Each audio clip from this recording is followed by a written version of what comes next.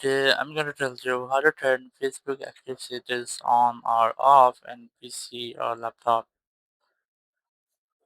If you're using Facebook in a PC or in a laptop and you want to you turn your active status on or off, so let's see how you can do that. Just simply open your Facebook.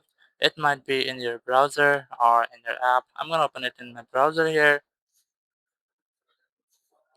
And here just go to Messenger. You click on this Messenger icon in the top right. And here click on see all in Messenger. Now once you are here, just click on these three dots and click on preferences. And then so click on active status and you can completely disable your active status from here, and then just click on save.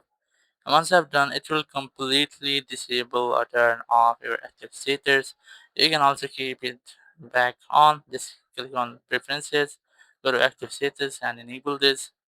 You can also make this setting like active status on for some or off for some, and you can edit this section for which person you want to